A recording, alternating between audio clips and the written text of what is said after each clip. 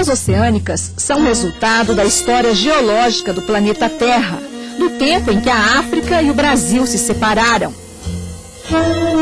A origem das ilhas oceânicas brasileiras, ela está associada a uma zona de fratura submarina, ou seja, entre a Antártica, o continente antártico e o Ártico, existe uma cadeia de montanhas submarinas que a partir do Cretáceo, essa cadeia submarina, ela foi fraturada. O Cretáceo é aproximadamente 60 milhões de anos que você tem o Cretáceo, então o Cretáceo foi o período geológico que deu a ruptura do Brasil e da África.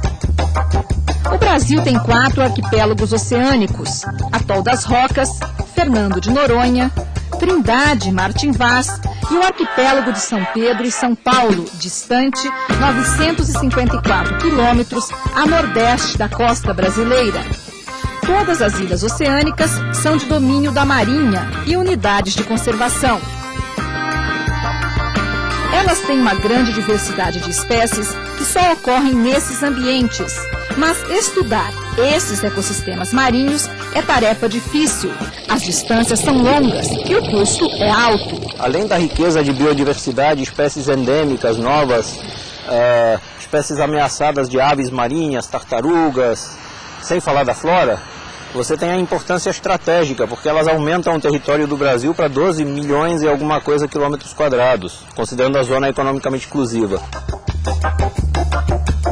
Centenas de quilômetros das ilhas oceânicas fica o Museu Nacional do Rio de Janeiro, uma instituição que há quase um século pesquisa esses ambientes. E foram pesquisadores daqui do Museu Nacional os responsáveis pela organização de uma publicação inédita que reúne os principais artigos científicos sobre as ilhas oceânicas brasileiras. Então, nós mostramos aqui também... A publicação, que teve o apoio do Ministério do Meio Ambiente, reuniu estudos do século XIX e pesquisas recentes nas áreas de biologia marinha e geologia.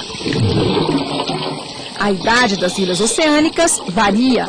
Existem ambientes em formação, ambientes extremamente recentes, como por exemplo os depósitos eólicos da Ilha da Trindade, que tem uma idade de aproximadamente 500 anos, e também as dunas da região de Fernando de Noronha. Tem idades variáveis entre 500 a 30 mil anos. Por conta da importância, apesar de estar mais próximo da costa da Bahia, o arquipélago de Abrolhos também foi incluído no livro.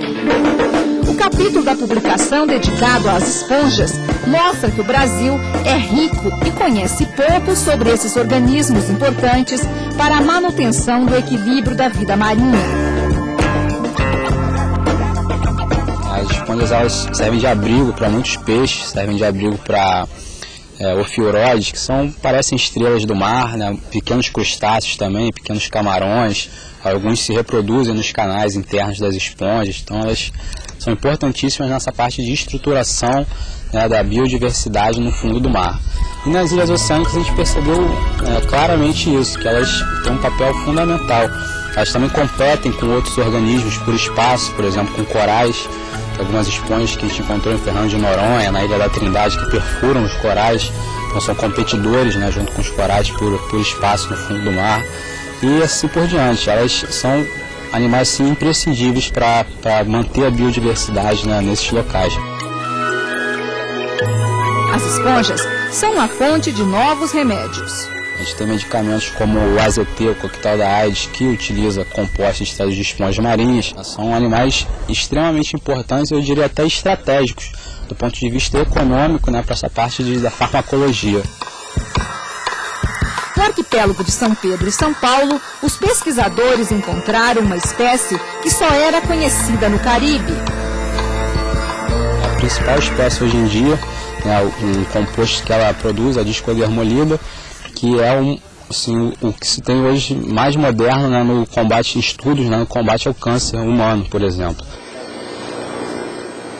Os cientistas do Museu Nacional da Universidade Federal do Rio de Janeiro devem lançar em breve um novo livro sobre as ilhas oceânicas. Eles esperam que o país realmente dê a devida atenção a elas.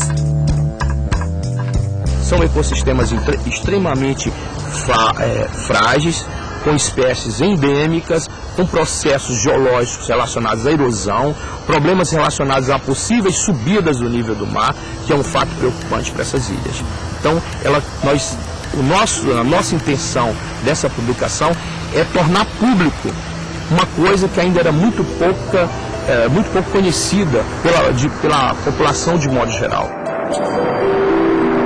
Para o Brasil ter legitimidade sobre esse território, ele tem que conhecer o que tem lá. Então já é uma grande coisa o Brasil saber o potencial, até mesmo econômico, de algumas delas. A gente sabe que algumas dessas ilhas têm minerais raríssimos, metais praticamente estratégicos, etc.